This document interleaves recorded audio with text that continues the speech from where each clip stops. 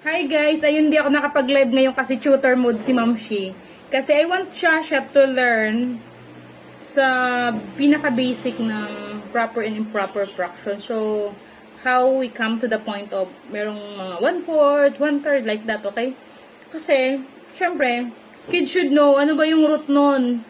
Ano ba yung pinag-uusapan yung 1/4, 1/3, 1/8, saan yun nag-originate, okay?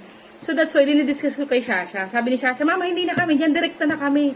No, kailangan kong ituro sa'yo kung ano ba yung 1/4, 1/8, how it arrived, diba? Ganun yun kami. Dito na tayo, Ate Shasha. Okay, so ito ate na bilog. This is considered as Circle. Circle. One circle is 1, okay? So, ang circle, hinati-hati ni Mama sa 8. Okay, now, ano na yung equivalent ng isang circle? Ha? Ano na equivalent ng isang circle? Hinati-hati ko na siya. 8. 8/8. Okay? Yung baho naman ni Muni. Baho ng pusang ano. Okay. So, as of now, meron tayong dalawang circle. Okay? Tama? Now, if the problem said, tell the shaded part. Ano daw yun? Ano, sabihin mo kung anong portion yung mga shaded, okay? So, this time, isi-shade ko yung isa, okay? Tapos, isi-shade ko ito. Okay? So, ano na yung meron ka? 7. Ano 7? Diba? Ito. 6. Ano 6? So, gagawin mo yung tinuro ko kanina. 1, 2, 3, 4. Kasi meron ka ng 1, okay? Okay, tell me the value of the shaded portion. Okay, so 1 plus 1, 2, 3, 4, 5, 6, 7, 8.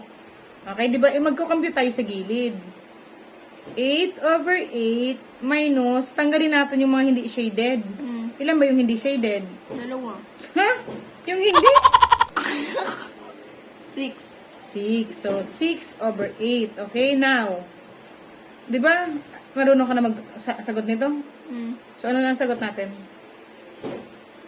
Wait lang. 8 minus 6/8 equals 2/8. 8. Or the simplest form, the answer is 1.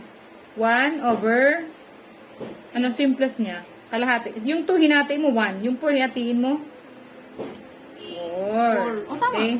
So, the shaded portion is now, ano? The shaded portion is now, ano? Ayun, o. 4. 1/4. Okay? Itong shinade ni Mama na portion is 1/4. Tama? So, this is 1 and this is 1/4. Lagi mong i-consider yun, anak. Okay? Pag nakita mo na ganyan, no? Tingnan mo, gawin mo agad to. Kuha mo siya. Okay? This is pi.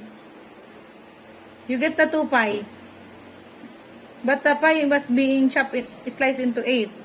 So, when you get the 2 portion of the pie, it means 1/4. You take away the 1/4. Okay? Kasi, tingnan mo na. Pag kinuha mo yan, di ba? Natira, 3/4. So, 1/4 yan. Kasi kaya sinimplify ni Mama. Okay? So, yung guys, medyo pagbata, tinuturo ko sa kanya yung ano ng mga fraction. Gusto ko, alam niya, ang pinagmula ng mga 1/4, di ba yung ganyan? Para at least, hindi siya direkta dun sa 1/4 plus 1/4. Ano ba yung pina-plus mo na yan? Diba? Kasi usually, we're talking about fraction pagdating sa mga ganyan. Okay? So, bye and thanks for watching. I hope you would love to give a like, comment, subscribe, and ring the bell button in order for you to be get notified whenever I posted up a new video. Kasi hindi ako nag-live, so I should make this video documented. Bye!